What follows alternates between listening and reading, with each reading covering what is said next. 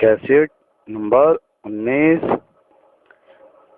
تفسیر قرآن بیان حضرت مولانا مفسر قرآن سید اخلاق حسین قاسمی دہلوی رحمۃ اللہ علیہ۔ موضوع اسلام کا اقتصادی نظام عدل سرمایہ دارانہ نظام روس کے کمیونزم کا زوال۔ Audio cassette audio C D Muhammad Sadiq, phone number 9899 63 47 68۔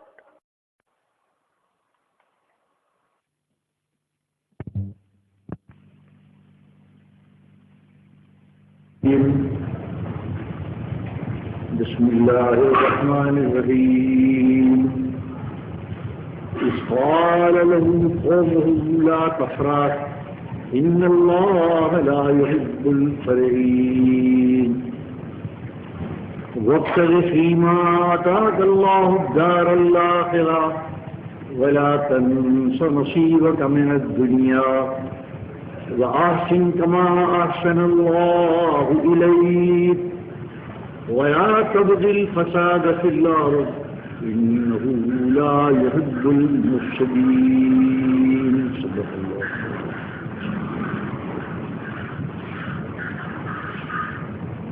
میں نے سورہ قصص کی آیات اس مسئلے کے تعلق سے پڑھی ہے جس کا میں نے اظہار کیا تھا کہ حضرت شاہ عبد القادر صاحب رحمۃ اللہ علیہ نے سورہ اعراف کی ان آیات پر گفتگو کرتے ہوئے جس میں مچھلی کا واقعہ بیان کیا ہے بنی اسرائیل کا، وہاں ایک فقرہ تفسیر میں یہ لکھ دیا کہ جو روزی اللہ کا انعام ہے وہ رزق حلال ہے، رزق حلال اللہ کا انعام ہے اور رزق خبیث آزمائش ہے۔ بڑا عجیب نقطہ لکھا ہے حضرت شاہ صاحب رحمۃ اللہ علیہ۔ اس پر میں نے یہ قرآن کی آیات آپ کو یہ آیات ہیں بنی اسرائیل کے اس دولت مند کے متعلق جس کا نام قارون ہے۔ فرعون نے بنی اسرائیل سے اس کو توڑ لیا، اس پر ہاتھ رکھ دیا اور وہ اس کو بڑے بڑے ٹھیکے دیتا تھا تعمیرات کے، نہروں کے، کنوؤں کے، پلوں۔ ان ٹھیکوں پر یہ یہود کے غریب لوگوں کو بطور مزدوری کے لگا کر یہ دولت کماتا،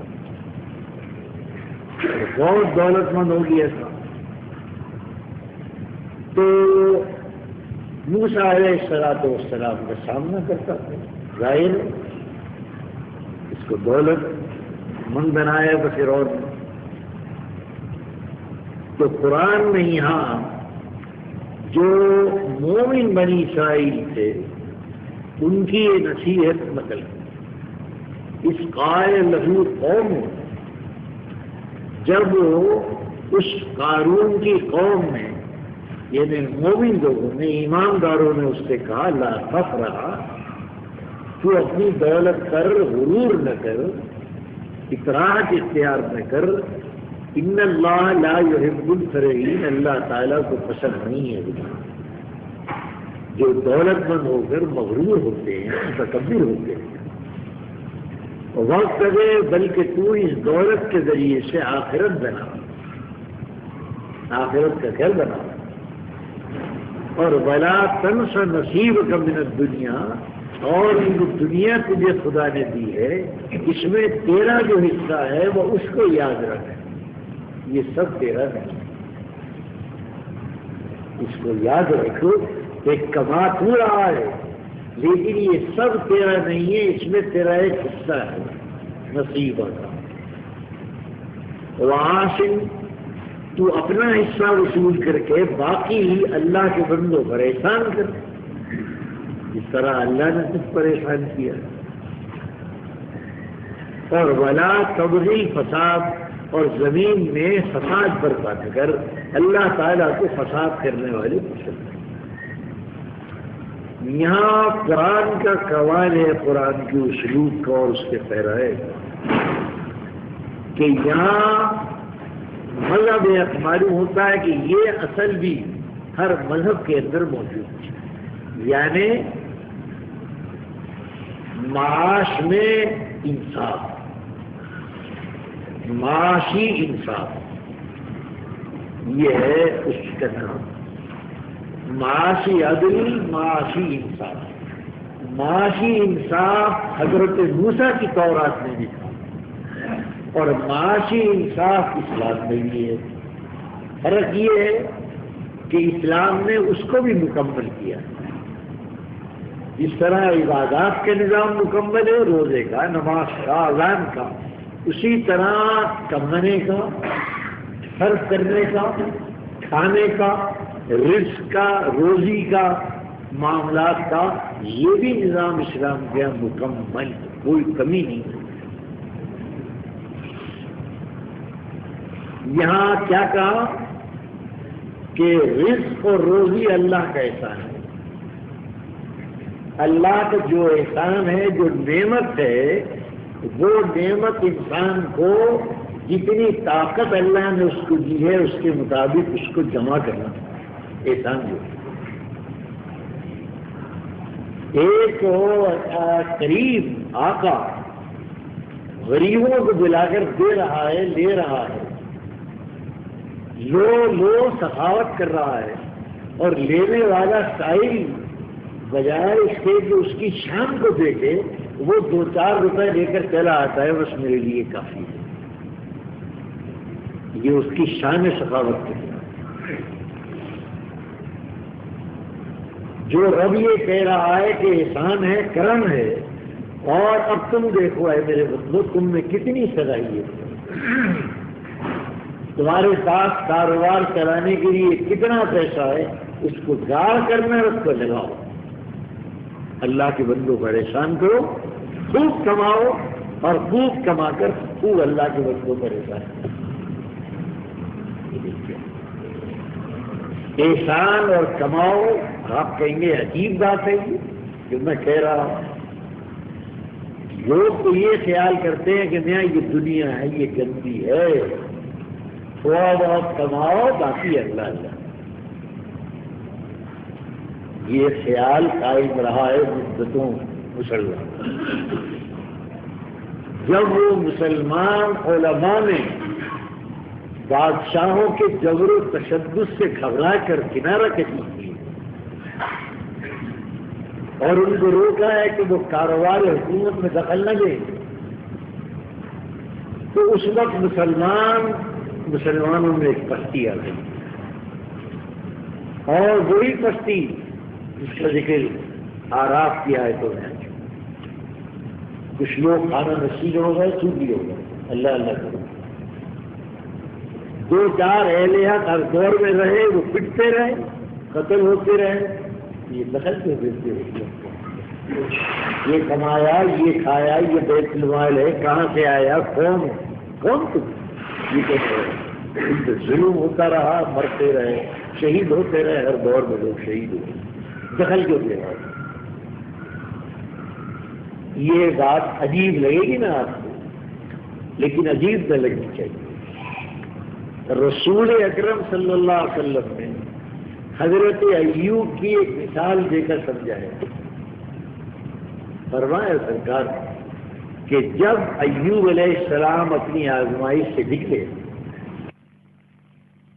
تو خدا ان کا جو مال تھا، دولت تھی، وہ تو واپس کی، لیکن اس میں اور ترقی۔ ایوب علیہ السلام جب مال و دولت میں خوب ترقی ہوئی تو ایک روز وہ غسل کر رہے تھے، غسل کرتے کرتے اللہ تعالیٰ نے باران رحمت شروع کی، اور باران رحمت میں سونے کی چڑیاں برسنے لگی۔ اب یہ سرکار کروا رہے ہیں، اس ذہن کو صاف کر رہا ہے، اس سوچ کو۔ حضرت ایوب علیہ السلام نہا رہے، پردہ پڑا ہے، نہا رہے، تو اسی نہانے کی حالت میں، اریانی کی حالت میں وہ ٹڈیاں جمع کرنے کے لیے تھے، ٹڈیاں جمع کرنے، سونے کی ٹڈی، وہی آ گئی کہ اے میرے بندے، تمہیں اتنی دولت دے دی، بے پایا دولت دے دی، اور اب بھی تم سونے کی ٹڈیاں سمجھ لو، اس حال میں کہ تم ننگے ہو۔ پیغمبر سمجھتا ہے اللہ کے نواز کو سمجھتا ہے، الہ العالمین صحیح فرما رہے ہیں، لیکن اے میرے رب، اگر میں تیری اس نعمت سے منہ موڑ لے اور اعراض کرتا کہ برسنے دو، تو کیا تو یہ نہ فرماتا کہ میرے بندے مغرور ہو گیا اس دولت پر، اور میری نعمت کو دیکھ کر بھی تجھے نیاز پیدا نہیں ہوا تیرے اندر، بے نیاز ہو گیا، بہت کھا لی ہے دولت، بہت مل گئی ہے، الہی تو یہ کہتا، وہی آئی تو ٹھیک سمجھو، ایوب ٹھیک سمجھو۔ تو اتنی نعمت ملنے کے بعد پھر نعمت سامنے آئی، اور وہ اللہ کا احسان ہے، قرآن کہہ رہے ہو تو اللہ کا احسان ہے، تب اللہ کے احسان سے آدمی منہ بھر گئے، بس بھائی تھوڑا بہت کماؤ اللہ کا، اس تصور کی تربیت کی۔ اللہ نے جس کے پاس جو فن دیا ہے، جو دولت دی ہے، اس کے لیے حکم یہ ہے کہ اللہ کے بندوں پر احسان کرو، اور احسان کا طریقہ اسلام میں یہ نہیں ہے کہ ٹھیک منگے پیدا کر دو ہزار، ان کو روزگار چاہیے۔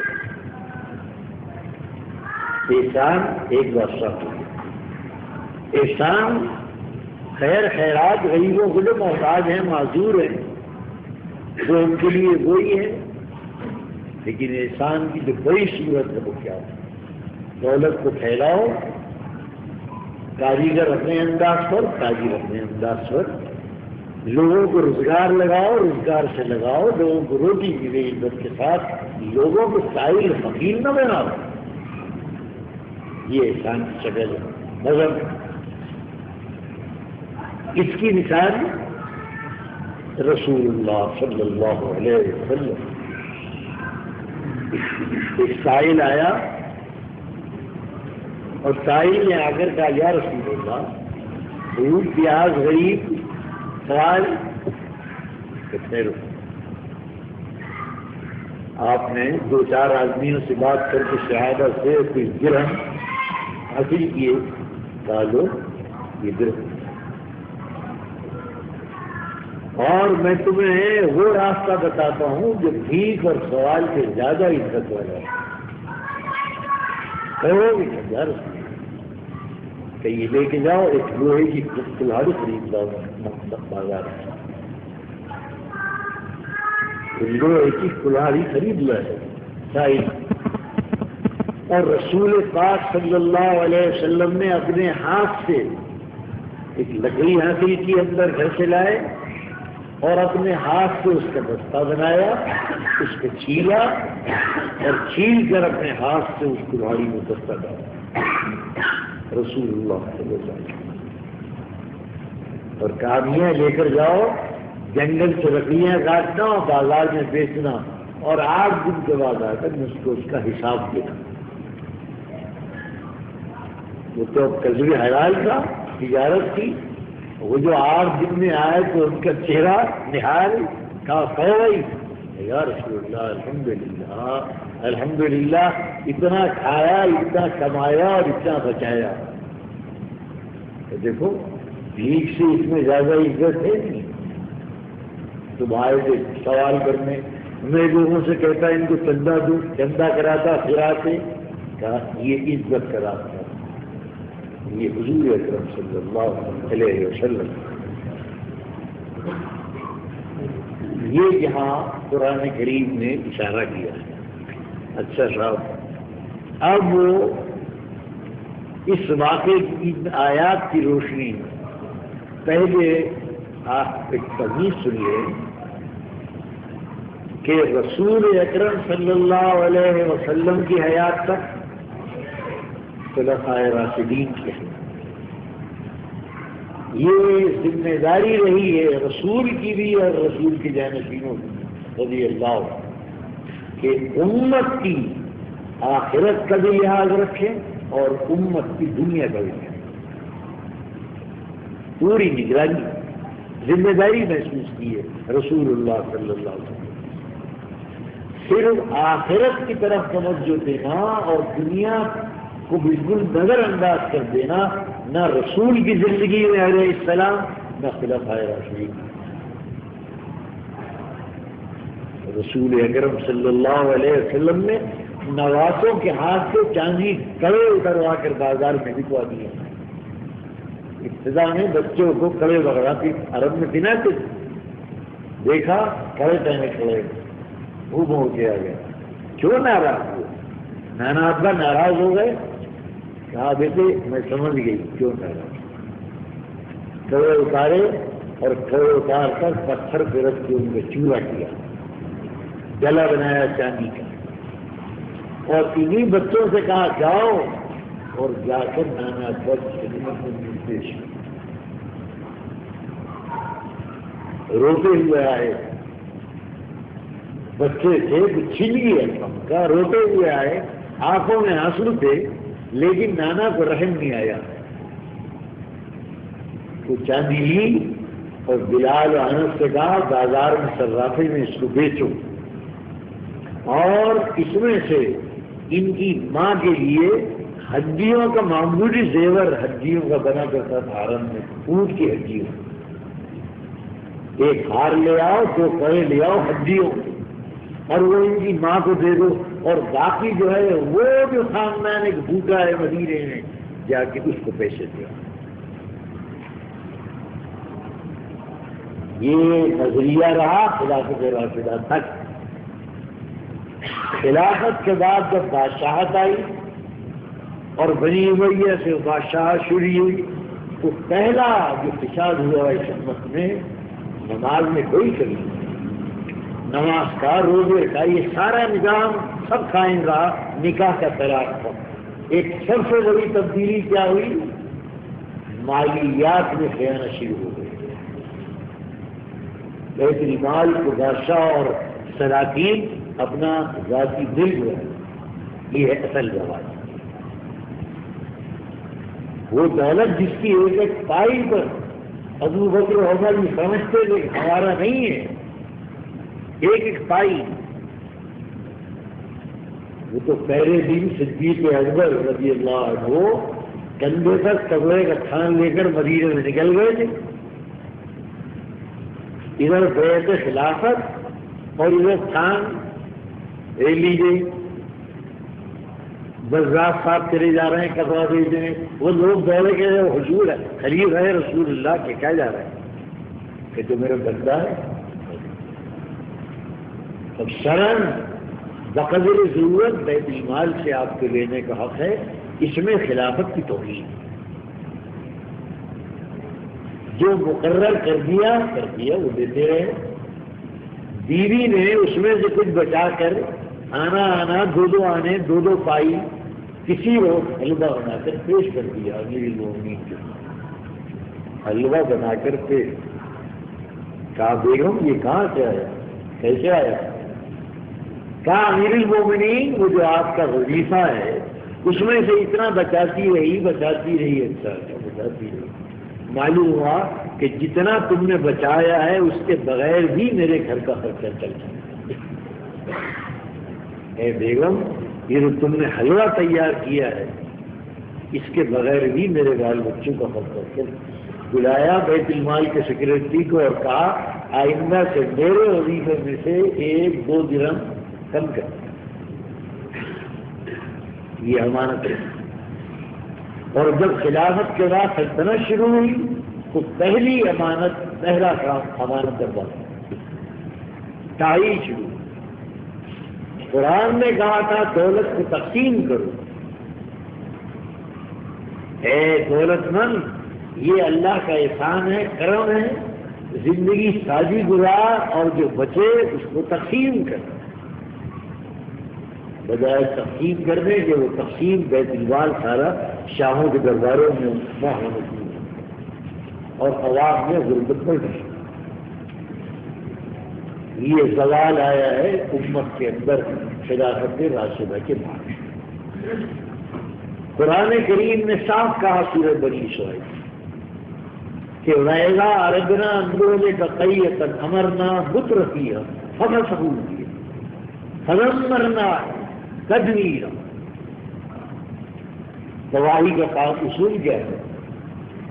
جب مترفین، دولت مند اور مالدار فسق و فجور میں گرفتار ہو، سادہ زندگی کے بجائے تعیش اختیار کریں گے، ان کے عذاب ہوگا، پوری قوم پر ہوگا۔ وَإِذَا أَرَدْنَا أَن نُّهْلِكَ قَرْيَةً أَمَرْنَا مُتْرَفِيهَا فَدَمَّرْنَاهَا تَدْمِيرًا۔ خدا کی طرح اتنے سخت لفظ ہیں۔ عذاب کا آغاز مالداروں سے ہوگا، مالداروں سے ہوگا، خلاقین وقت سے ہوگا، وہی ہیں دولت کے سارے پرستار۔ وہ بگڑ جائیں گے، قوموں پہ عذاب آئے گا، عذاب آیا۔ اب عذاب کی شکل دیکھیے آپ، سب سے بڑا عذاب اس امت کے لیے آزمائی اور فتنہ روس کی اشتراکیت تھی۔ سب سے بڑا فتنہ روس کی اشتراکیت، کیوں کہ مارکس یہ پیغام لے کر کھڑا ہوا نظریہ کہ غریب پر ظلم ہو رہا ہے، ہر مذہب وہ عیسائی ہو یا اسلام و مالداروں کا مذہب ہے، مالداروں کو جنت دے رہا ہے، مالداروں کو عیش و آرام دے رہا ہے، غریب بھوکا مر رہا ہے، مذہب غریب کے لیے نہیں ہے۔ یہ نعرہ دیا ہے مارکس، یہ چل پڑی اشتراکیت، سارے روس کو عیسائی تھا، اس نے تو گھٹنے ٹیک دیے کیونکہ عیسائیت میں کچھ نہیں۔ اگر معاشی عدل کھانے کمانے کا مکمل نظام ہے تو صرف محمد الرسول اللہ صلی اللہ علیہ وسلم نے عطا کیا ہے کہیں۔ انجیل میں کیا رکھا ہے؟ اخلاقی خواہش یوں کر لو، کو مارو تو یہ ادھر کر دو، چوبا کرتا سینے تو چوبا دے دو، اس طرح کے راز ہیں مسیح کی۔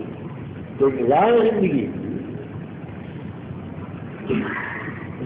شروع ہو گیا، روس کی اشتراکیت کھڑی ہو گئی، اور اس وقت عالم اسلام کا یہ عالم تھا کہ عوام غریب اور بادشاہوں کے ہاں تعریف، اور جو بادشاہوں کے ایجنٹ سے جاگیردار ان کے ہاتھ میں حکومت، عوام دس برے عوام۔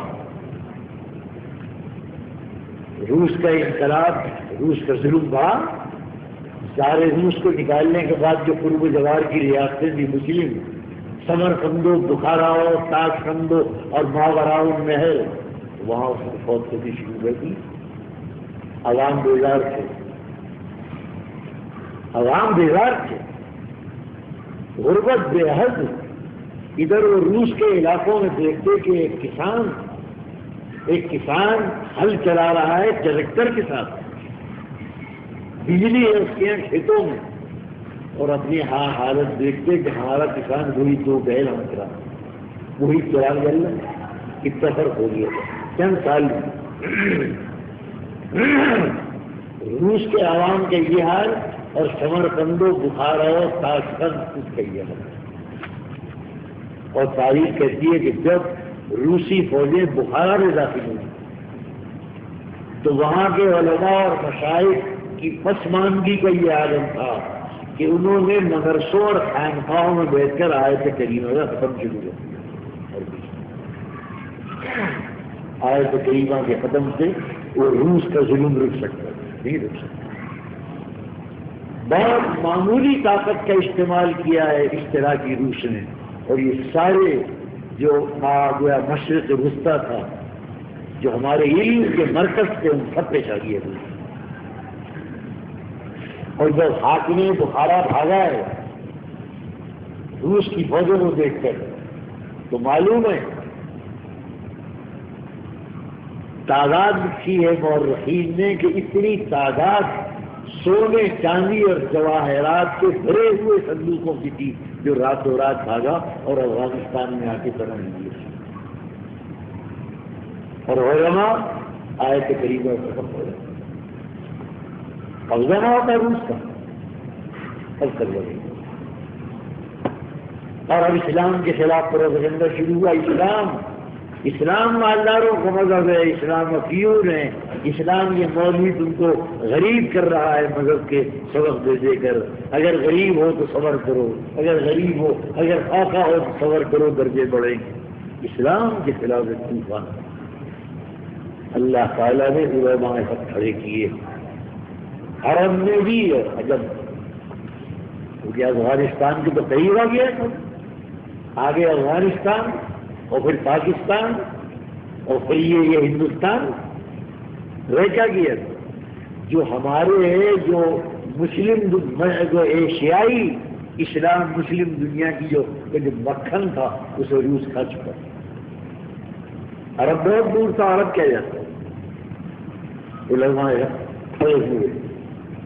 اور اسلام کا یہ نظام عدل معاشی جس کو میں کہہ رہا ہوں، رزق و روزی کی مناسب تقسیم، خوب کماؤ اور اللہ کا احسان سمجھو اور خود سادہ زندگی گزار کر اللہ کے بندوں میں پھیلاؤ دو، ہر طریقے سے پھیلاؤ، کاروبار چلاؤ، خیرات دو جو خیرات کے قابل ہے، غربت خوف میں باقی نہ رکھو. یہ اسلام کا عدل نظام عدل ہے. اس کا نام ہیمن کہہ رہا تھا اس طرح معاشی برابری.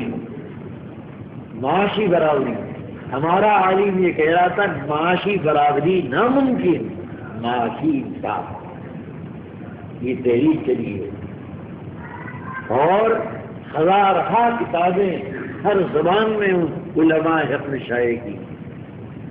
اور یہ ہندوستانی کو عظمت حاصل ہے کہ حضرت شاہ ولی اللہ 40-50 برس پہلے، ان کے 50 برس کے بعد یہ انقلاب آیا ہے روس کا. شاہ صاحب پہلے عالم شاہ ولی اللہ اس دور میں، جبکہ کھانا کمانا اس کا بھی تو تعلق دین سے ہے تو سمجھتے ہی نہیں. دین سے تعلق اللہ اللہ کرو، روزہ رکھو، نماز پڑھو، حج کر کے آؤ. دین کا اس سے کیا تعلق ہے؟ کتنا کماؤ، کتنا کھاؤ اور کما کر لاؤ تو کیا کرو، دین کا کوئی تعلق نہیں. اس وقت تک یہ تصور تھا. شاہ ولی اللہ محدث دہلوی نور اللہ مرقدہ وہ پہلا عالم ہے جس نے حجت اللہ البالغہ میں اسلام کے معاشی نظام پر مستقل لکھا. اس سے پہلے آپ بتائیے کس قدر کتابیں ہیں مذہبی. کسی نے کاروبار کو لینا دینا میں یہ تو دنیا داری ہے، اور دنیا داری میں بڑھ گئے مولوی. یہ سکھا رہے ہیں کہ یوں کماؤ، یوں خرچ کرو، تو پاگل ہی ہے. ٹھیک ہے، انہوں نے آگاہ کیا. قرآن و حدیث کا جو نظام تھا، نظام معیشت، اس کا خلاصہ حجت اللہ علیہ کا. اور 40 برس پہلے گئے ہیں بزرگ، 40 برس کے بعد یہ انقلاب آیا. اور مولانا عبید اللہ یہ میں اس لیے سنا رہا ہوں کہ اسلام ہر پہلو سے موضوع ہے. اسلام کی خالی عبادات موضوع نہیں ہے، اس کی عبادات بھی موضوع ہیں، اس کے معاملات بھی موضوع ہیں. اور جب یہ دونوں پہلوؤں سے آگے بڑھا ہے تو یہ طوفان بن گیا ہے، اس کو روک نہیں سکتے. یہ ہزاروں مولانا عبید اللہ سندھی جب یہاں سے ضلع وطن تھے تو روس کے اندر ہو گئے. تو بیان کرتے ہیں کہ میں اسٹالن سے ملا اور میں نے جو سلوک کی اس کے معاشی نظام پر، برابری پر، اور میں نے اس کے مقابلے پر شاہ ولی اللہ کا فلسفہ پیش کیا. اب یہ کہا کانگریس برابری غیر فطری ان نیچرل برابری کہاں ممکن ہے کہ بالکل تو امیر و غریب رہے نہیں، سبھی ایک لیول پہ آ جائے، ممکن نہیں. کانگریس یہ فلسفہ ہے انصاف، معاشی انصاف دو، برابری ممکن ہے، انصاف ممکن ہے، انصاف دو، برابری قائم نہیں رہ سکتی، فرق ہے، فرق رہے گا، لیکن اتنا فرق نہ رہے کہ جو غریب ہے کمزور ہے وہ بالکل مویشی ہو جائے، جانور ہو جائے۔ تو اس نے سمجھا اور سمجھ کر ایک چپٹا اخراج، مولانا صاحب یہ بتاؤ، یہ جو آپ نے کہا ہے کہ اسلام کا معاشی عدل، معیشت کا انصاف، رزق و روزی کے اندر عدل، کیا اس کی کوئی کہیں سوسائٹی کو نمونہ قائم ہے؟ اتنی بڑی دنیا اسلام ہے، کوئی نمونہ ہے کہیں؟ تو مولانا لکھا ہے، میرے سر چکائی۔ تو مولانا صاحب اگر یہ ہے حق ہے تو اس کے لیے تو نمونہ لو کہ جناب یہ وہاں قائم ہے، دیکھیے چل کے دکھایا، کوئی اور ہر طرف شہنشاہیتیں تھی۔ وہ حجاز جہاں سے ابو بکر و عمر کا عدل اور برابری چلی، اس پہ شہنشاہیت آج تک قائم کیا ہے؟ قائم باہر آ جاؤ، سب شہنشاہیتیں، ادھر ادھر ادھر سب تفریقہ تھا، لیکن ہر جگہ شہنشاہیت۔ علماء نے سخت مقابلہ اور نظریاتی طور پر علماء نے اسلام کے اس نظام کو پیش کر کے اس کیے ہوا اشتراکی فلسفے کو شکست دی۔ وہ جو اس کا حوصلہ تھا کہ ساری دنیا کو کھا جائے گا، اسلام کے اس نظام میں اس کے حوصلے کو خرچ کیا۔ ہر زبان میں ہمارے علماء نے کروڑوں کتابیں لکھی ہیں اسلام کے نظام معاش، رزق و روزی۔ آپ کا واسطہ نہیں پڑھائی جائے، آپ نے دیکھا ہو کہ وہ بخاری بیچارے آ جایا کرتے تھے، اس دور میں آتے آئے تو بخاری، اور وہ ایک لطیفہ تھا، وہ اپنا ہنر دکھایا کرتے تھے، اس کا پٹا بازی کا۔ کبھی تو دیکھا آپ نے بھائی؟ دیکھو یا دلی میں ایک بخاری موت بھی بیچارے سیدھے سادے کو وہاں سے آ گئے، وہاں سے اس کا فلم دیکھ کر روس کا یہاں آ گئے، تو اب وہ یہاں کس طرح مسلمانوں کو جمع کرتے تھے، بڑا ایک مکان لے لیا اور اس بڑے مکان میں انہوں نے پٹے بازی کا یہ اپنے کمال دکھاتے تھے۔ مولوی روحانی بیچارے بزرگ صورت ہے، تو وہ مسلمانوں کو اپنی فتح دکھایا کرتے، فتح دکھایا کرتے۔ تو اللہ بخش مولانا نے صحیح صاحب نے مجلس میں کہا کہ وہ پتہ دکھا چکے، مسلمانوں سے کہا کیا ہے پتہ دکھا؟ یہ اس دور میں دنوں پر پتہ دکھا رہے ہیں کہ اس دور میں روس تو کھانا چلا رہا، وہاں اس کی تیاری کی تو مختفن اور تمام جدید اسلحہ، اور بخارا کا عالم اور کیا تھا وہ خالی پتہ تھا۔ بڑا عجیب بات کرنی ہے۔ ظاہر یہ ہوا، اور پھر کیا ہوا؟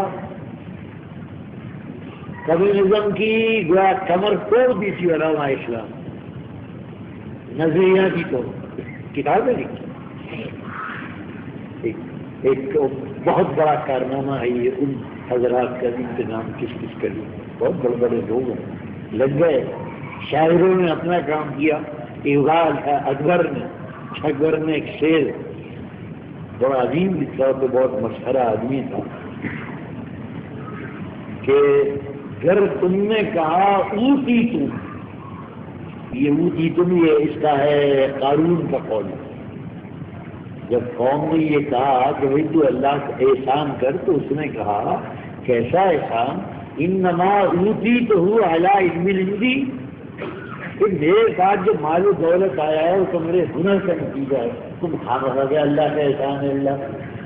تو اکبر نے وہ اوتی لیا ہے اور کہتا ہے گر تم نے کہا اوتی تم تو کھاؤ گے جوتی تم، بڑی آبادی اور ظریف شاعر ایک چھوٹے چھوٹے اگر تم نے کہا اوتی تم وہی بات کہی جو قارون نے تو کھاؤ گے تم جوتی کھاؤ گے، یہ نہ کہنا تھا جو اللہ دے رہا ہے وہ سب تمہارا نہیں۔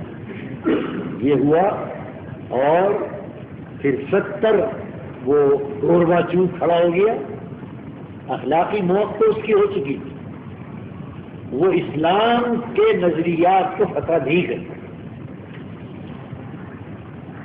یہ سمجھتا تھا کہ یہ پسماندہ اس دیش ہیں ماوران نہر اور مشرق وسطیٰ کی، ان کو کھانے کے بعد پھر میں آگے بڑھوں گا، افغانستان کو کھاؤں گا، یہ کروں گا وہ کروں گا۔ اس کے تو پلان تھے لیکن اس کی کمر توڑ دی، نظریاتی طور پر کمر توڑ دی، اسلام نے توڑی۔ عیسائیت تو گھر میں چھپ گئی تھی، رکھا گیا تھا عیسائیت کے بعد، اور یہودی اس سے بدتر تھا۔ اب یہودیوں کو تو مار مار کے نکالا ہی نہیں اس نے جرمنی میں کہ خبر ظلم ہوا ہے اس پر، مارا ہے، اسی لیے نکال دیا ہٹلر، ہزاروں کو مار دیا، قتل کر دیا، لیکن اسلام ہٹا رہا۔ اللہ رب العالمین نے علماء حق کی ایک جماعت کو کھڑا کیا، کھڑے ہو جاؤ، جو اسلام کا پہلو دبا ہوا ہے اس کو ابارا، اسلام دے دیں گے۔ پھر وقت آ چکا تھا اس کا، 70 برس کے بعد وہ گوروا چوب کھڑا ہوا اور اس نے کہا کھلی پالیسی کھولو، اب یہ کھلا ہے، پردہ ہٹا ہے روس سے، تو معلوم ہوا وہ سب افسانہ تھا، ہائے مزدور امیر برابر ہو گئے، ہائے غریب کوئی برابر نہیں ہوا، وہی غربت کی، وہی پریشانی۔ وہ کام اللہ تعالیٰ نے گوروا چور سے لیا، تو اللہ میاں کا کام ہے، مکڑی سے لے لے اور مچھر سے لے لے اور گوروا چوک کو کھڑا کر دیا اسرائیل کے بعد۔ اور اب جو درگت بنی ہے اسرائیل کی اور لینن کی اور ان کے مقبرے اڑے ہیں خدا کی طرح، وہ بھی تاریخ ہے۔ اور پھر یہاں آ کے افغانستان میں اس کی فوجیں پھنسی اور یہاں اللہ نے ان کو شکست دی اور ہمیشہ کے لیے ختم ہو گیا۔ یہ اسلام کا موضوع ہے، یہ سمجھ لے۔ تمام یورپ اس سارے دور میں اسلام کو تعاون دے رہا، وہ جماعتیں جو یہ کام کر رہی تھیں اشتراکی روس کی مخالفت کا، ان کو یہ سارے مغربی ملک دے دے گا، سمجھ لیں۔ اور اسی لیے دے رہے تھے کہ یہ مسلمان عالم اسلام کا ہتھیار لے کر ہی اس تعلیم سے لڑ سکتا ہے، اور کوئی لڑنے والا نہیں، لا اسلام کا۔ اب میں بتا دوں دوسرا دور پر افسر طبیعت زیادہ ٹھیک نہیں کیا ہے کہ اسلام رسول اکرم صلی اللہ علیہ وسلم نے کمانے کے 3 وسیلے اور اسلام کی منظم تعلیم بتا رہا ہوں، جس کو ہم آپ لوگ یہ سمجھتے ہیں کہ میں کھانے کمانے کے دھندے، اس کا کیا تعلق ہے قرآن سے اور رسول اللہ سے؟ اسلام کہتا ہے کمانے کے 3 ذریعے، پہلا زراعت، دوسرا صنعت و حرفت اور تیسری تجارت۔ ہر ذریعہ معاش کے لیے فضیلت چنی ہے رسول اللہ صلی اللہ علیہ وسلم۔ زراعت میں کھیتی بھی ہے، باغبانی بھی ہے، ارشاد فرمایا رسول اللہ صلی اللہ علیہ وسلم، ما من مسلمین، جو مسلمان پودا لگاتا ہے، کھیتی کرتا ہے، اور اس پودے اور کھیتی سے اللہ کی مخلوق چوپایا انسان فائدہ اٹھاتے ہیں، تو دنیا کا نفع تو الگ ہے، اللہ تعالیٰ اس کو صدقے کا ثواب بھی عطا کرتا ہے۔ بخاری کی حدیث، ما من مسلمین یغرس غرسا، جو مسلمان کھیتی کرتا ہے اور جناب والا یہ سب ہوتا ہے تو اللہ تعالیٰ حضور فرماتے ہیں اس کو صدقے کا بھی ثواب ملتا ہے اور اس کو جو دنیا کا نفع ہے وہ تو ملتا ہی ہے۔ ذرا ایک حدیث میں حضور نے ارشاد فرمایا کس قدر گہری نظر ہے رسول اللہ صلی اللہ علیہ وسلم کی. فرماتے ہیں اطلبوا الرزق فی خبائل الارض. اس ایک ویسی سرزمین کا رہنے والا ہے، صحرا کا، وہ صحرائی نبی کہہ رہا ہے طلب کرو رزق زمین کی گہرائیوں میں اتر جاؤ. تو سوچ سکتا ہے کہ عرب یہ بات کہے گا. میں بہت سے وقت اس دور میں ہیں جو رزق تھا وہ یہی تھا کھیتی باڑی، یہی گندم بولو، جو بولو، یہ بولو، باغبانی کیا تھا، کھجور بولو، تربوز بولو. لیکن ارشاد فرماتے زمین کی گہرائیوں میں ڈوب جاؤ. اللہ سے رزق کرو. دیکھ رہی تھی پیغمبرانہ فراست کہ زمین کی گہرائیوں میں خالی گیہوں اور جو نہیں ہے، اور درختوں اور سبزیوں میں خالی چکندر یہ نہیں ہے. زمین کی گہرائیوں میں کولا ہے، زمین کی گہرائیوں میں فولاد ہے، زمین کی گہرائیوں میں پٹرول ہے، اور خدا جانے کیا خدائے الارض لفظ خریہ استعمال کیا ہے، اس کی جگہ خوایا ہے. اطلبوا رزق بھی ہو. ذرا اب صنعت و حرفت کو لیجیے. صنعت و حرفت سوال کیا صحابہ نے یا رسول اللہ بہترین کمائی کیا ہے؟ فرمایا عمل الید، وہ کمائی جو ہاتھ کی، اس میں محنت مزدوری صنعت و حرفت جاتا ہے. عمل الید کہتے ہیں الکسب بالید، صنعت و حرفت. پھر ایک صحابی حضرت سعد بہت ہجرت کے بعد غائب رہے حضور کے خاص صحابی، وہ جو آیا عرصے کے بعد حضور کے آپ نے مسافہ کیا تو دیکھا، محسوس کیا کہ سعد کے ہاتھ کیسے پڑے ہیں. سب سعد کے ہاتھ قریش کے رئیس ریاست کی زندگی جو گزار رہے تھے، اب وہ آئے ہیں تو ہاتھوں میں گٹھے پڑے کہ سعد یہ گٹھے کیسے؟ یا رسول اللہ گٹھے کہتے ہیں بال بچوں کے لیے روٹی پانی کا انتظام کیا ہے، گھر سے بے گھر تھے یا رکھا کیا ہے، حضور فلاں فلاں محنت مزدوری کر کے میں بال بچوں کے لیے روٹی کرنا چاہتا ہوں.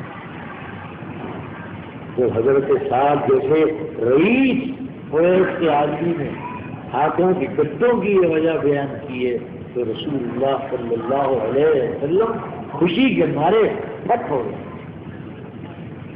اور سعد کے ہاتھ یہ اٹھائے اور سعد کے داؤں کو چومنا شروع کر دیا، پیار کرنا شروع کر دیا اس کے ہاتھوں سعد کو.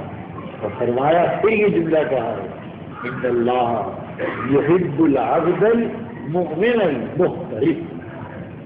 کہ سعد میں نے یوں تمہارے ہاتھ چومے ہیں، میں نے اس لیے تمہارے ہاتھ چومے ہیں کہ اللہ رب العالمین اپنے صنعت و حرفت یعنی مزدوری محنت کرنے والے بندے کے ساتھ محبت کرتا.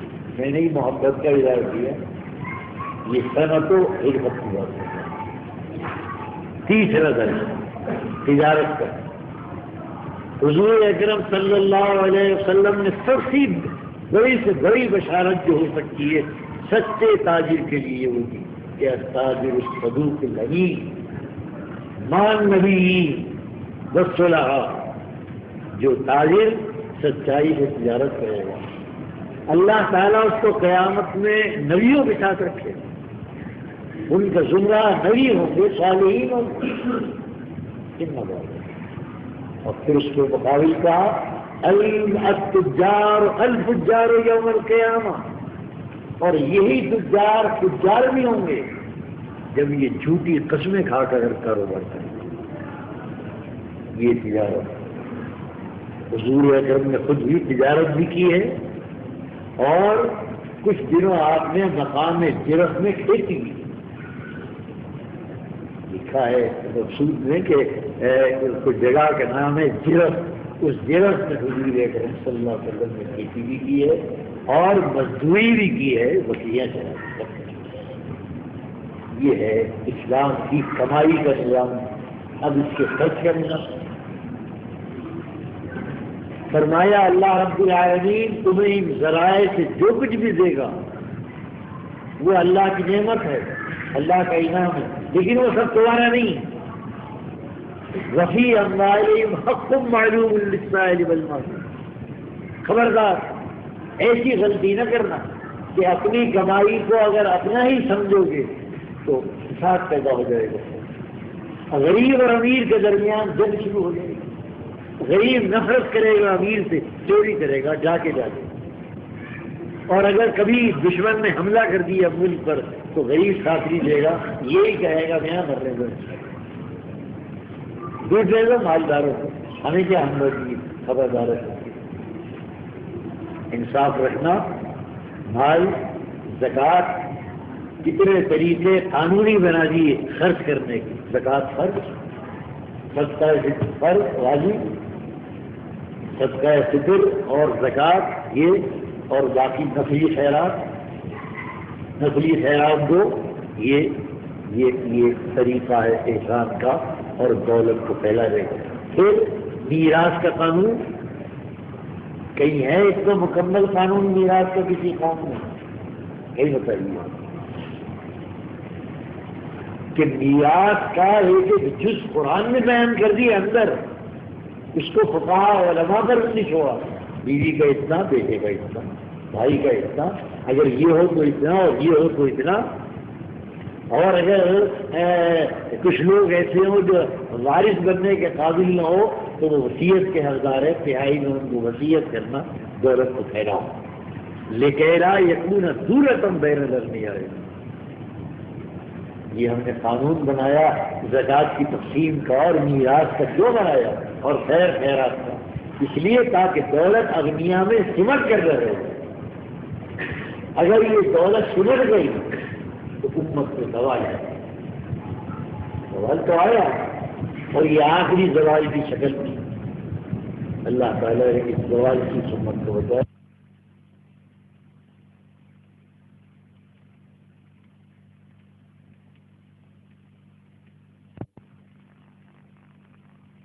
غریب کے درمیان نفرت اسلام میں نہیں پھیلے، کمزوروں میں نفرت پھیلے. غریب کے اندر یہ جذبہ پیدا کیا کہ اس کو ڈوٹو مارو. زبردستیاں کی گئی، بال سینہ کیا، یہ کیا، پھر بھی ناکام رہے. غیر فطری بات. لیکن اسلام میں ایسا نہیں. رسول اللہ صلی اللہ علیہ وسلم نے مالدار کا احترام اپنی جگہ قائم کرایا، غریب کے ساتھ ہمدردی اپنی جگہ ہے. غریبوں نے اگر آ کر کہا یا رسول اللہ حضور ہم تو بڑے نقصان میں ہیں، ابھی کیوں؟ یہ سب بلال شہید وغیرہ گھربا آ گئے، ابھی کیوں نقصان میں؟ ابھی کہا وہ عثمان غنی ہیں، عبد الرحمان ابن عوف ہیں، نماز تو ہمارے ساتھ ہی پڑھنا ہے لیکن زکوٰۃ دینے میں وہ الگ ہے، ہم تو غریب ہیں. تو وہ آگے بڑھ گئے. حضور یہ کیا ہے؟ وہ نیکیاں کر رہے ہیں، مالی زکوٰۃ دے رہے ہیں، خیرات کر رہے ہیں، اور ہم تو غریب ہیں، ہم تو خالی نماز روزے رہے ہیں. حضور ان کا درجہ بڑھ گیا. فرمایا نہیں درجہ بڑھے گا. میں تم کو بتاؤں ہر نماز کے بعد تم یہ کلمہ شہادت پڑھ لیا کرو، سبحان اللہ والحمد للہ ولا الہ الا اللہ. اللہ تعالیٰ تمہیں اس وظیفے کی برکت سے آخرت کے دن مالداروں کے برابر رکھے، وہ خوش ہو گئے. واہ بھائی کیا کہنے. اللہ کے نبی نے ایسا سستا نسخہ بتایا. وہ کما رہے ہیں، محنت کر رہے ہیں، غریبوں کو کھلا رہے ہیں، یہ نماز کے بعد وظیفہ پڑھ رہے ہیں، تو اب آخرت میں دونوں برابر ہیں. وہ مالدار صحابہ کے علم میں آ گیا. انہوں نے کہا کہ نہیں یہ لوگوں نے کیا شروع کر دیا نماز کے بعد، یہ بلال نے اور شعیب نے اور سلمان نے. کہا آپ کو نہیں معلوم؟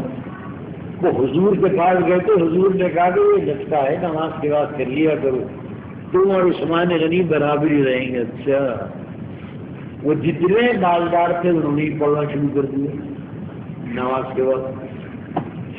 لوگ آؤ اب پھر آئیے پیٹ پکڑے پکڑے یا رسول اللہ خدا کیا ہے کہا حضور وہ جو آپ نے ایک نسخہ بتا دیا تھا نا برابری کا وہ ان حضرات میں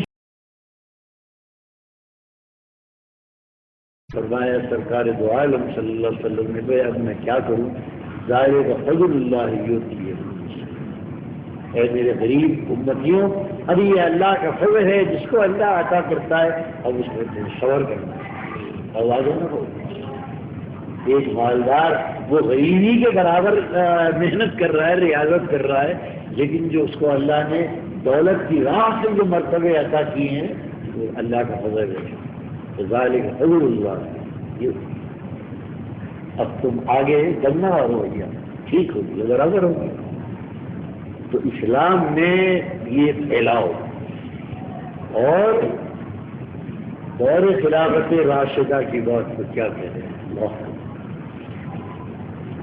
وہ ملائکۃ اللہ تھے جنہوں نے رسول اللہ کی جانشینی ملائکۃ اللہ جو ان کو ذرا سے ہر گیری بھی کرتا ہے ان خلفائے راشدین میں سے تاکہ قسم وہ جہنم نہیں ہے کیسی شرم جائے کیسے ہی پکا وہ امامیہ ہو اور حسین علی کا نام لینے والا بچ نہیں سکتا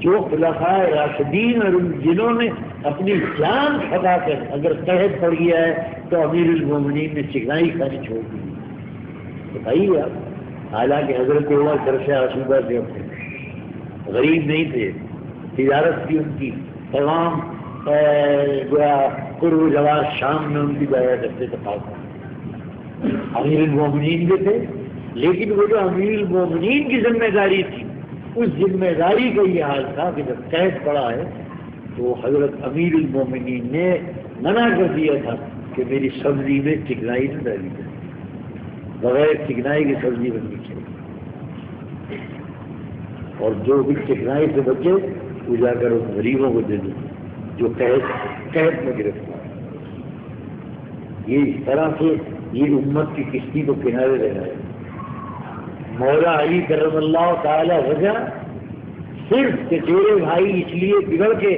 چلے گئے معاویہ کے ساتھ کہ بیت المال سے اس کو قرضہ نہیں دیا حضرت عقیل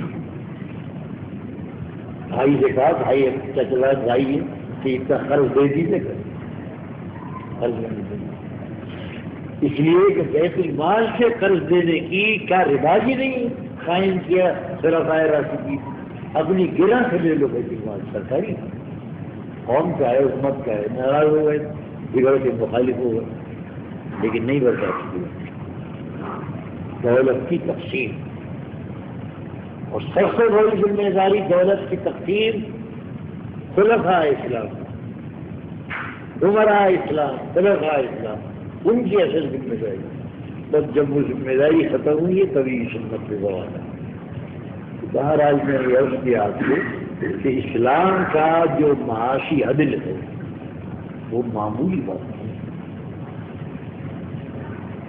یہ اسلام کی اتنی بڑی طاقت ہے کہا کاغذ کفر فخر یقین کفرا رسول اللہ صلی اللہ علیہ وسلم ہے شخص یہ جو اخلاص ہے جب یہ طاری ہوتا ہے تو یہ کفر کے قریب کر دیتا ہے آدمی اب یہاں کفر کے دونوں معنی کفر کے معنی انکار کے بھی ہیں اور کفر کے معنی ناشکری کے بھی جب آدمی غربت میں آ کر کھیلے گا وہ خدا کی ناشکری اللہ میاں سے لڑنا شروع کرتے ہیں اور جب اس غریب میں غربت کی وجہ سے ناشکری آئے گی اس گناہ میں ناشکری کے مالدار شامل ہوگا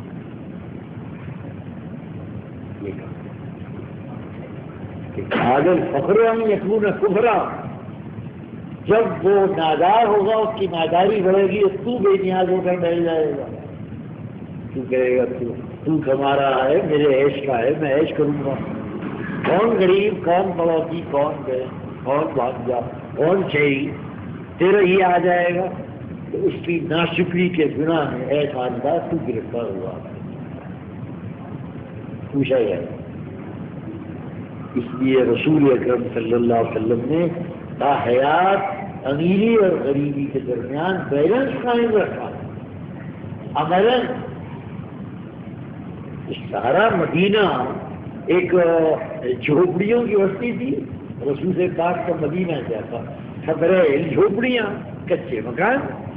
اب اس کچے مکانوں کی دنیا میں کسی صحابی نے، اللہ نے ان کو پیسہ دیا، مکان پکا بنا لیا، تو آپ نے محسوس کیا کہ بیلنس ہوا. ابھی ایک مالدار ہوا ہے بستی میں، ساری بستی غریبوں کی ہے.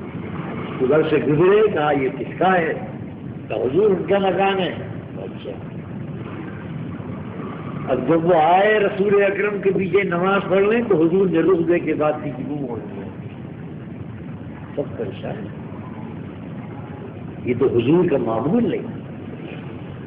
جو صحابی مسجد میں آتا ہے، سرکار کو سلام کرتا ہے، حضور کا رخ روشن دیکھتا ہے.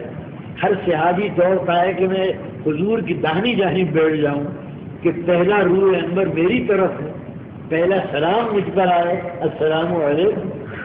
اور آج وہ روح نہیں لے رہے. پوچھا بھائی تم آؤ، بھائی کیا ناراضگی؟ کو واقعہ معلوم ہے تم کیا قصہ ہے؟ تو ایک صاحب نے کہا قصہ تو یہ ہے جو ہم نے دیکھا ہے، وہ جو آپ نے ایک مکان بنا لیا ہے، حضور اکرم نے وہ دیکھا اور آپ منہ موڑ کر چلے. وجہ اگر ناراضگی کی ہے تو وہی ہوگی.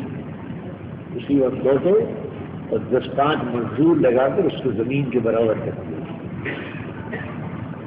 اب پکا مکان بنانا وہ گناہ ہے اسلام میں، گناہ نہیں ہے.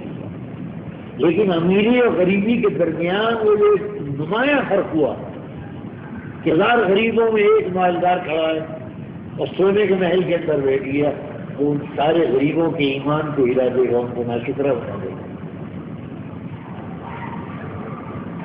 اس کو مالدار کا خیال نہیں ہے. مالدار کو شادیوں میں، بیاہوں میں بے پناہ دولت کا خرچ ہو رہا ہے. ایک طرف لوگ وہ اللہ نے دیا ہے دے رہے ہیں، ٹھیک ہے، اللہ نے دیا ہے دے رہے ہیں، لیکن اللہ نے دیا ہے ساتھ میں یہ بھی کہا ہے یہ سب تمہارا نہیں ہے. اگر تم نے اس کو سب سمجھا تو تم عثمان غنی کے پیرو نہیں ہو، محمدی نہیں ہو، تم قارونی ہو. یہ نظریہ قارون کا جو میں نے کمایا میرا ہی نوا اٹھی تو اللہ علم ہندی. یہ موسیٰ کیا کہہ رہے ہیں؟ احسان کرو احسان کرو. کون کرے احسان؟ ہم پر کسی کا کوئی احسان نہیں. ہمیں کیا احسان ہے کسی کا؟ کمایا ہے، محنت کرتے ہیں، صبح شام تک خون پسینہ ایک کر رہے ہیں. یہ کہتا ہے تو جو یہ کہتا ہے یہ سمجھتا ہے وہ قارونی، مومن نہیں. یہ نظریہ قارون. بہرحال یہ ہے میں نے عرض کیا کہ اسلام کا جو معاشی نظام ہے وہ اس قدر مکمل ہے، لیکن اب اس کو نافذ کون کرے وہ کام خلیفہ وقت کا ہوتا ہے.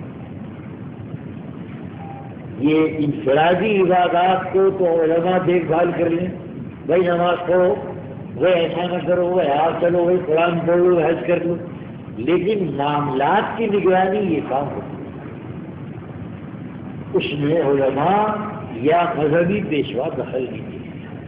بات ہے نے بات کہہ دیا وہ تو حکومت کا فرض یہ ہے کہ وہ نگرانی کرے گی سارے کاروبار. رسول اکرم صلی اللہ علیہ وسلم اور فاروق اعظم گشت کرتے نکالا گشت بازار دیکھا سرکار نے ایک گلیج لگا ہوا ہے اس کا غلے کا.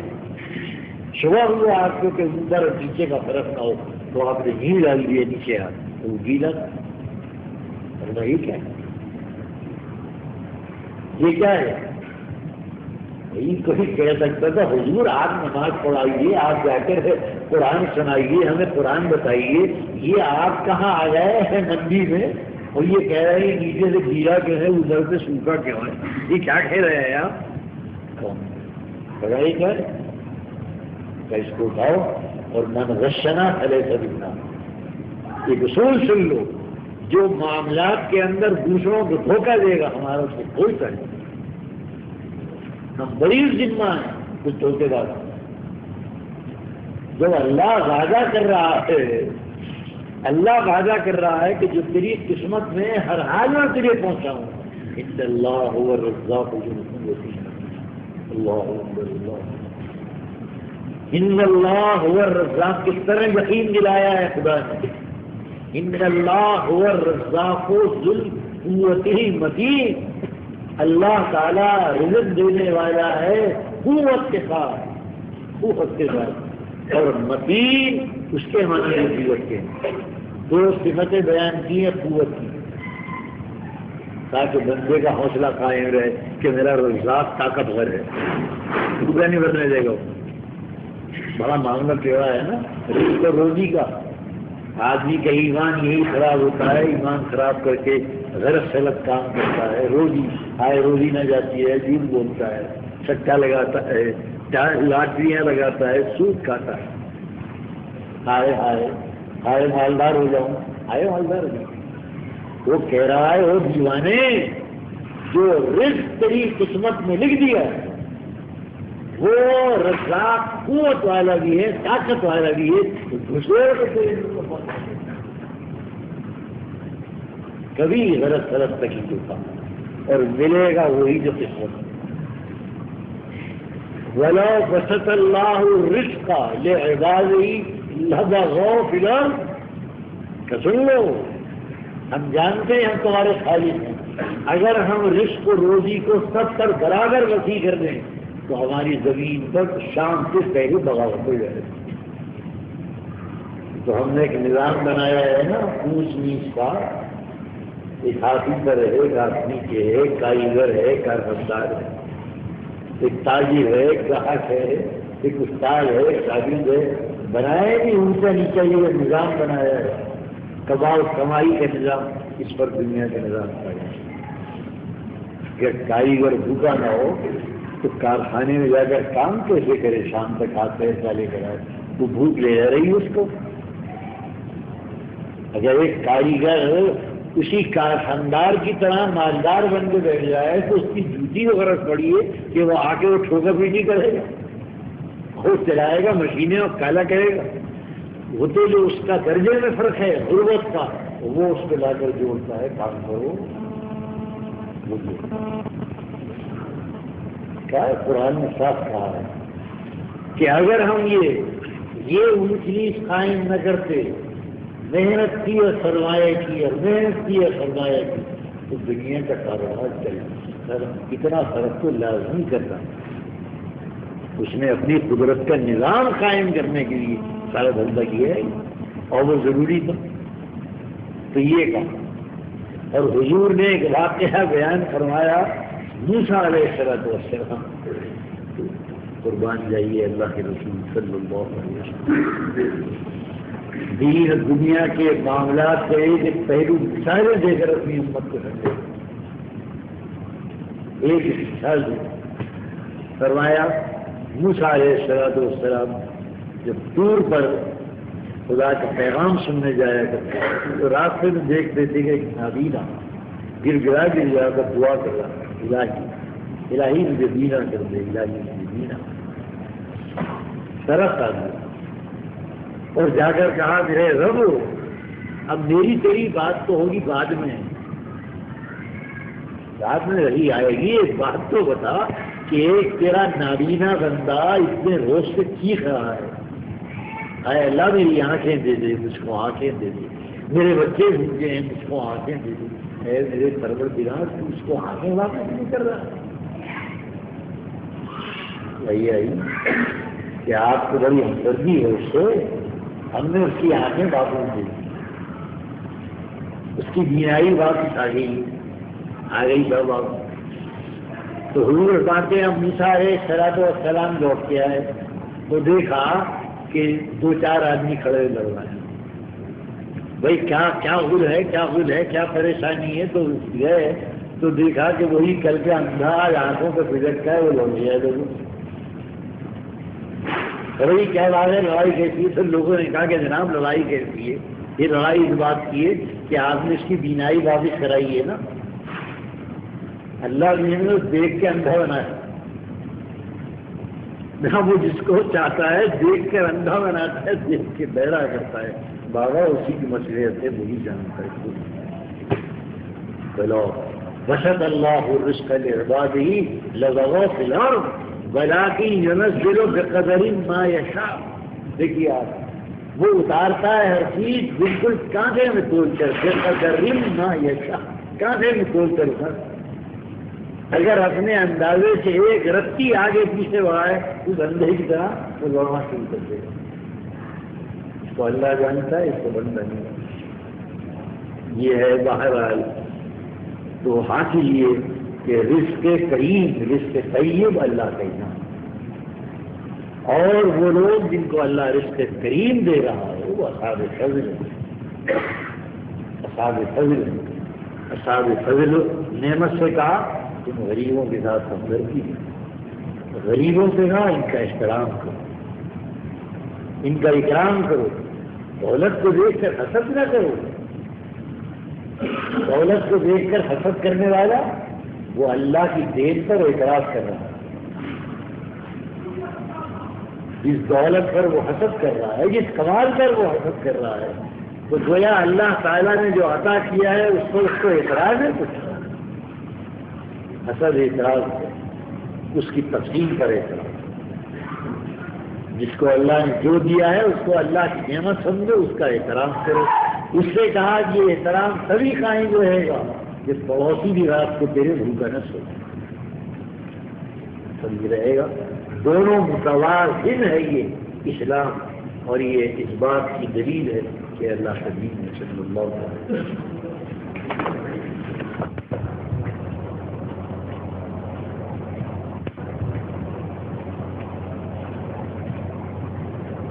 الحمد لله وكفى وسلام على عباده الذين اصطفى.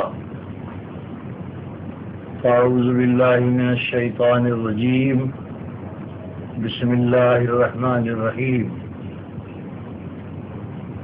فإذا قضيت الصلاة فانتشروا في الأرض وابتغوا من فضل الله.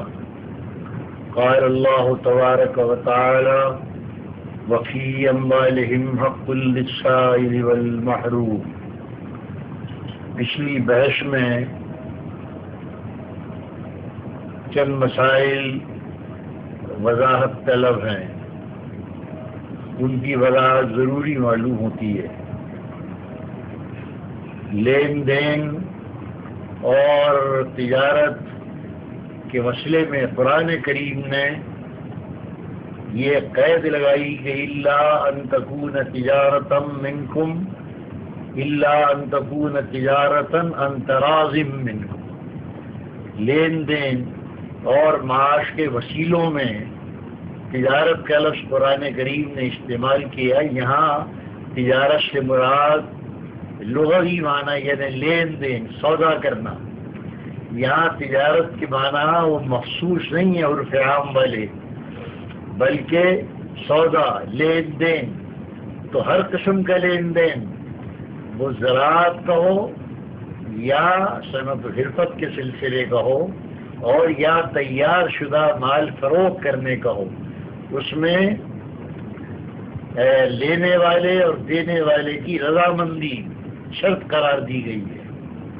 رضامندی ان تراض منکم، یہ باہمی رضامندی جس کو قرآن کریم نے شرط قرار دیا ہے، یہ رضامندی حقیقی ہو.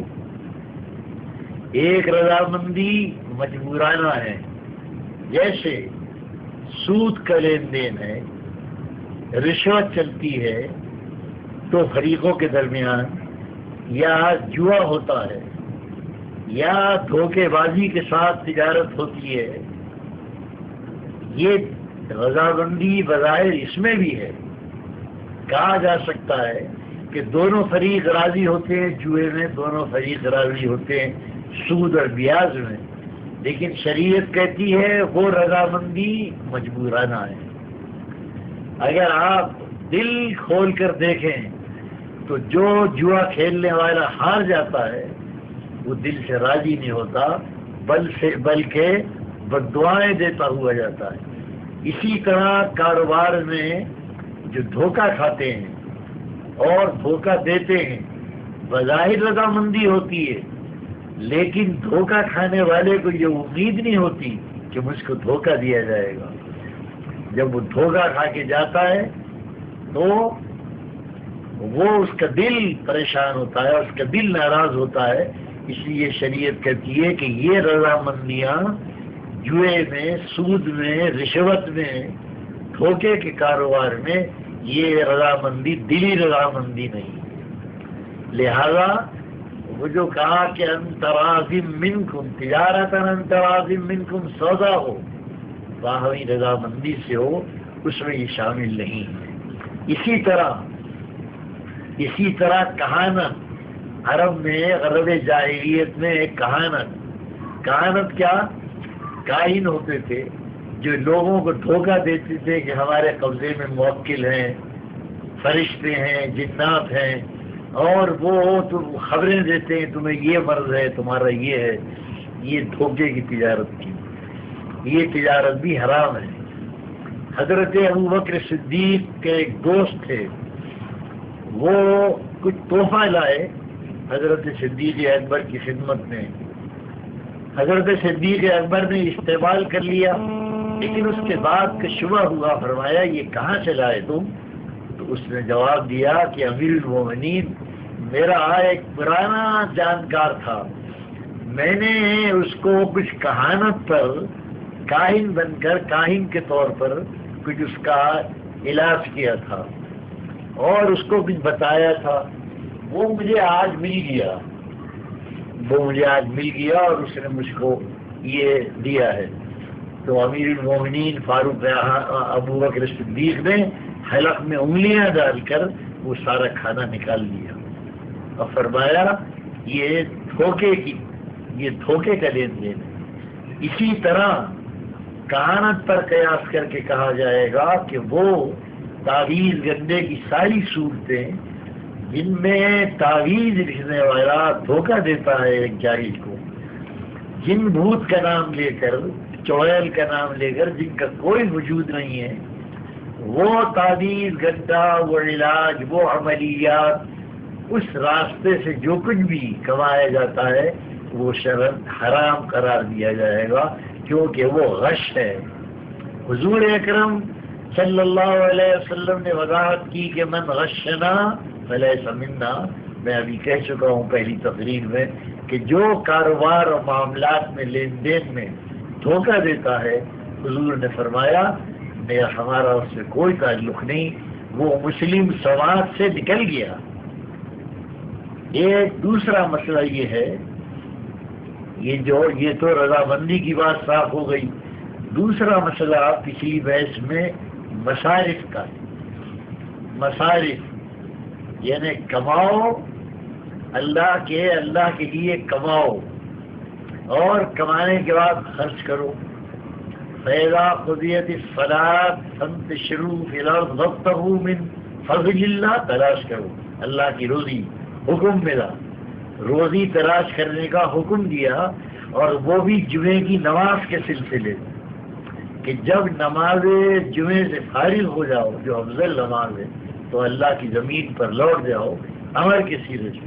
وقت یہ کمائی، اور پھر اسی طرح اس کمائی کا صرفہ کہا وفی اموالہم حق للسائل والمحروم.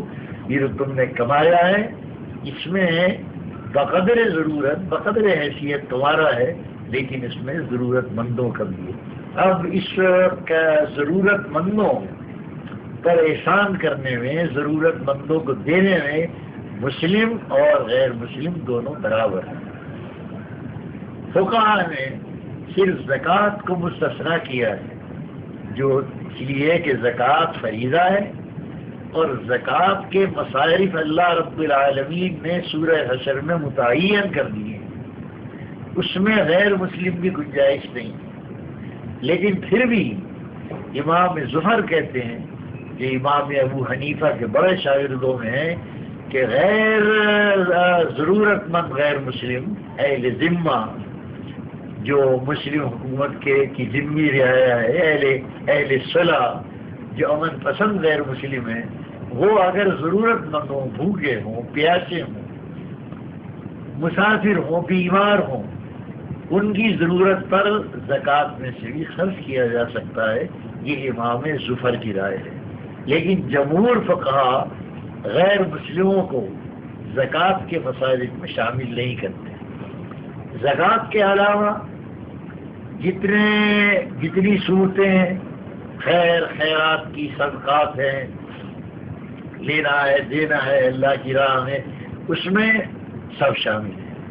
جیسے حضرت عمر رضی اللہ تعالی عنہ نے شام کے سفر میں ایک عیسائی کو دیکھا، وہ ذمہ عیسائی تھا غیر مسلم، کہ سوال کرتا ہے، بھیک کر مانگ رہا ہے۔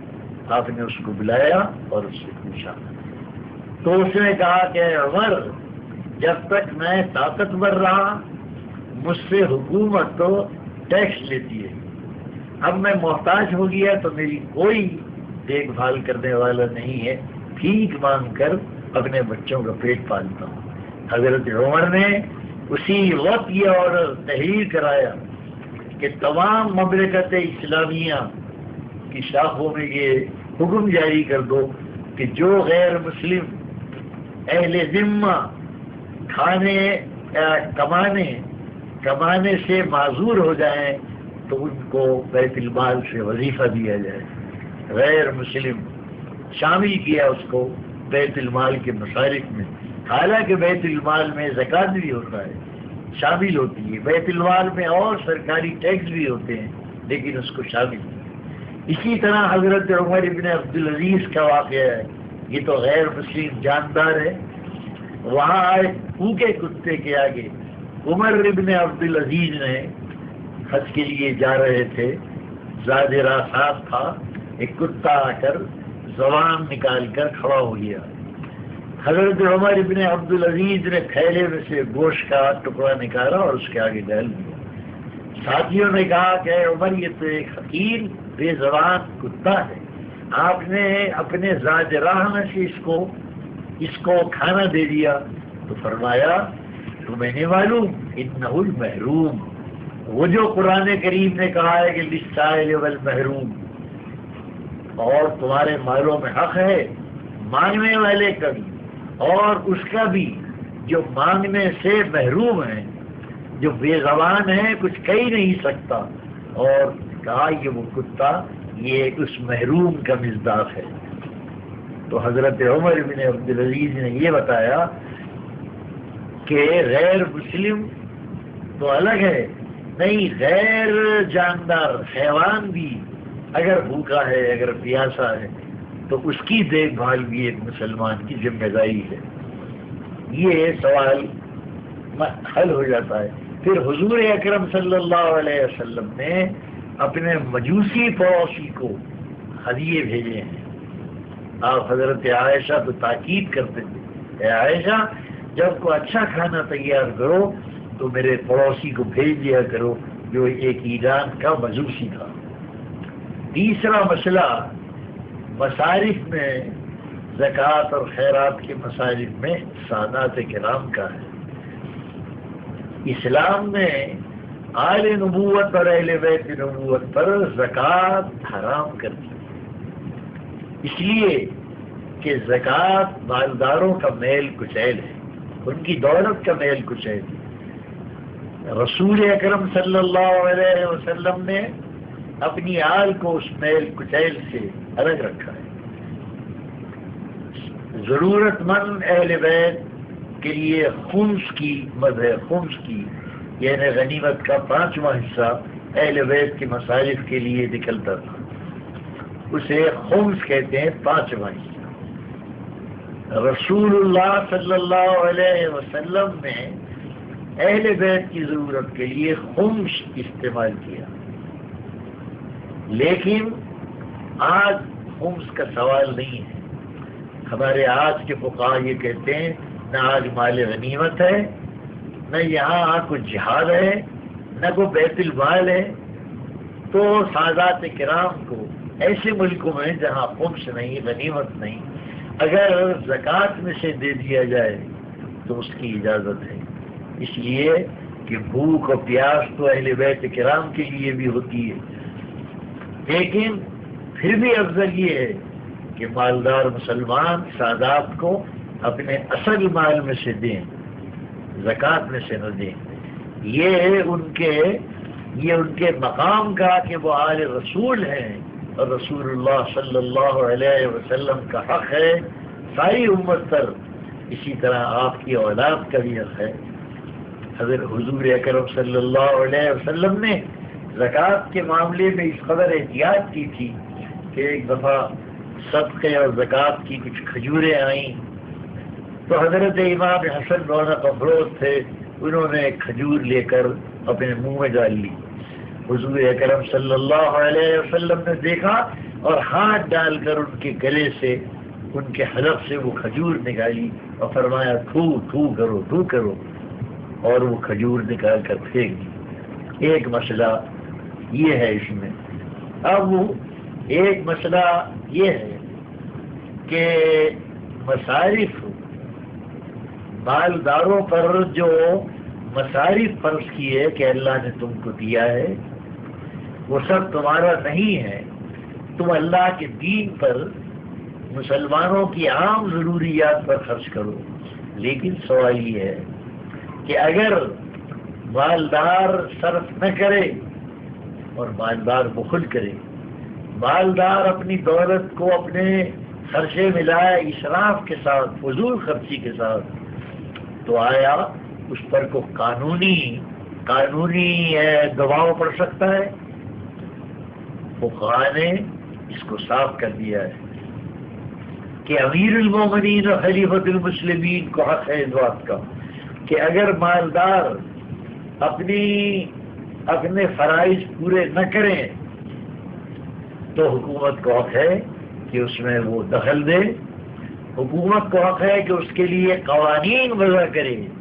حالانکہ زکوٰۃ خیرات یہ تو اخلاقی چیزیں ہیں، زکوٰۃ تو فرض ہے، لیکن اور صدقات تو سب اخلاقی ہیں.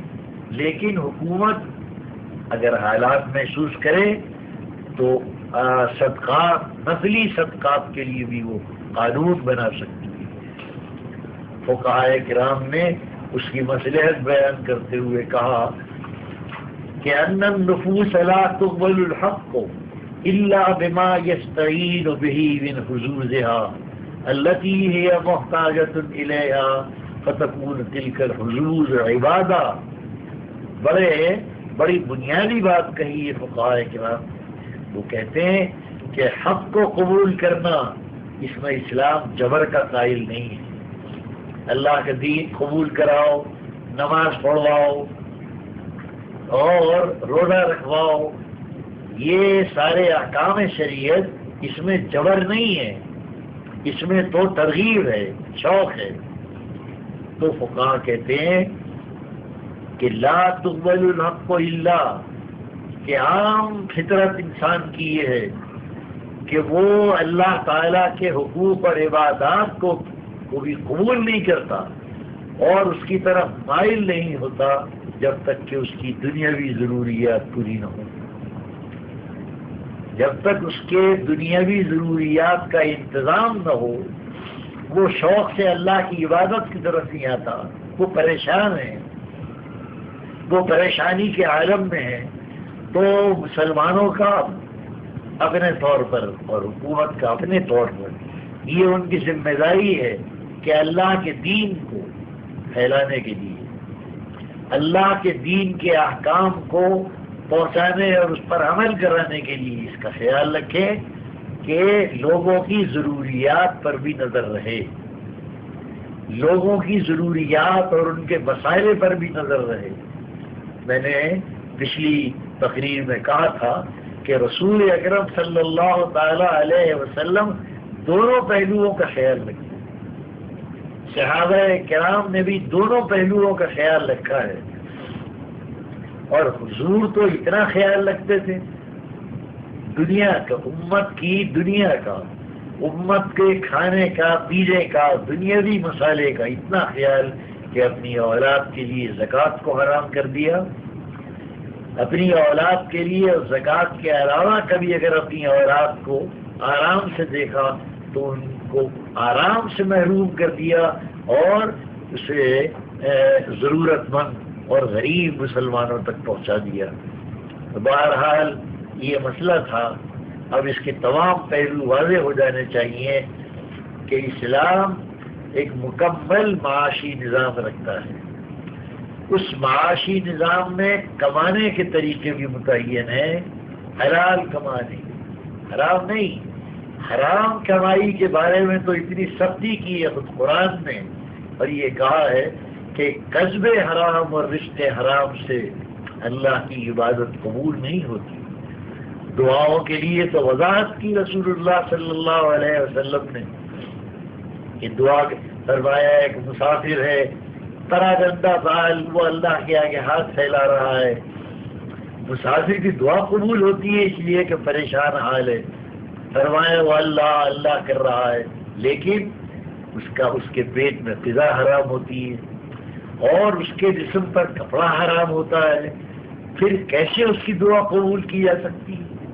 حالانکہ ایک مسافر ہے، پریشان حال ہے. مسافر کی دعا تو قبول ہونی چاہیے، اور بڑی فضیلت ہے مسافر کی کہ سفر کی حالت میں لیکن حرام غذا اور حرام جسم. حضرت عبداللہ ابن عمر فرماتے ہیں رضی اللہ تعالیٰ عنہ، ظاہر ہے کہ حضرت عبداللہ ابن عمر نے حضور سے سنا ہوگا، بڑی اہم حدیث ہے. فرمایا کہ جو نمازی مثلا 10 درہم میں ایک کپڑا خرید کر پہنتا ہے اور ان 10 درہموں میں 1 درہم حرام کا ہوتا ہے، اللہ تعالیٰ اس کی نماز قبول نہیں کرتا، عبادت قبول نہیں کرتا، جبکہ 9 حلال درہموں میں 1 حرام ہوتا ہے. اور یہ حدیث یہ قول ارشاد فرما کر حضرت ابن عمر نے اپنے دونوں کانوں پہ ہاتھ رکھا، اور دونوں کانوں پہ ہاتھ رکھنے کے بعد فرمایا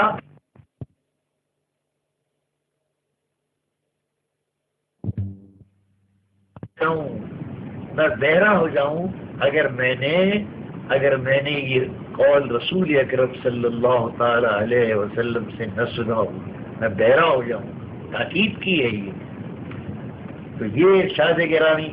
اب وہ حرام غذا جہاں گناہ ہے، کسب حرام گناہ ہے، اس کا کمانا گناہ ہے، براہ راست گناہ ہے، وہاں اس کا ایک نقصان دہ پہلو یہ ہے کہ رزق حرام جس کے پیٹ میں ہوتا ہے، جس کے جسم پہ ہوتا ہے، اللہ تعالیٰ فرماتے ہیں نہ میں اس کی عبادت کو قبول کرتا ہوں، نہ میں اس کے صدقے اور خیرات کو قبول کرتا ہوں. اور سورہ بقرہ میں تو یہاں تک کہا الا ان تغلوا. یہ دیکھو اگر کوئی ناپاک گندی چیز اے لوگوں تمہیں تمہارے سامنے پیش کرے تو تم اس کو کبھی قبول نہ کرو، الا یہ کہ چشم پوشی کرو، کو مجبوری ہو. لیکن اللہ کے لیے کوئی مجبوری نہیں ہے. اللہ تعالیٰ پاک ہے، طیب ہے، اور وہ طیب ہی مال کو قبول کرتا ہے. طیب مال کی زکوٰۃ قبول کی جاتی ہے، طیب مال کا حج قبول کیا جاتا ہے، طیب مال کا جسم پر کپڑا ہو، غذا ہو، وہ نماز قبول کی جاتی ہے. اور مال حرام کے ساتھ اگر یہ ساری عبادات ہوں تو کہا اللہ تعالیٰ اس کا قبول. ان اللہ طیب لا يقبل الا الطیب. ایک اصول بیان کیا، ارے اللہ تو بہت پاک ہے، اللہ تو بہت طیب ہے، پھر وہ غیر طیب اور خبیث چیز کو کیسے قبول کر لے گا. بہرحال یہ مسئلہ ہے اور اس کے تمام پہلو ہیں جس کو اللہ تعالیٰ کے دین نے قرآن کریم میں، رسول اکرم صلی اللہ علیہ وسلم کی احادیث میں، اور اس کے بعد میں فقہاء نے واضح کر دیا کہ کمائی فرض ہے، کماؤ پھر اس کو خرچ کرو. اللہ تعالیٰ نے اس کی اجازت دی ہے. ایک صحابی آئے اور ایک صحابی نے آ کر کہا یا رسول اللہ میرے پاس 1 درہم ہے، کیا کروں؟ فرمایا انفق علی نفسک. ایسا ہی وہ 1 درہم پہلے تو اپنے نفس کے اوپر خرچ کر. پھر اس نے کہا یا رسول اللہ اس کے سوا ایک اور ہے میرے پاس. تو فرمایا اس کے وہ درہم اپنی اولاد پر خرچ کر. پھر وہ بولا حضور ایک اور درہم بھی ہے میرے پاس. تو کہا اچھا اس کو اپنی اہل و عیال پر خرچ کر. پھر اس نے کہا حضور ایک اور ہے. کہا اچھا اس کو اپنے خادم پر انفق علی خادم. خادم نے کہا وہ اپنے نوکر اور اپنے خادم پر خرچ کر. پھر اس نے کہا یا رسول اللہ اتنی سوا اس کے سوا ایک اور بھی ہے میرے پاس. تو فرمایا اب تو اس کو خرچ کر اپنی مصلحت کے مطابق. وآخر دعوانا ان الحمد للہ رب العالمین. کیسٹ نمبر 19 تفسیر قرآن بیان حضرت مولانا مفسر قرآن سید اخلاق حسین قاسمی دہلوی رحمۃ اللہ علیہ. موضوع اسلام کا اقتصادی نظام عدل سرمایہ دارانہ نظام روس کے کمیونزم کا زوال. Audio cassette audio C D Muhammad Sadiq. Phone number 98 99 63 47 68.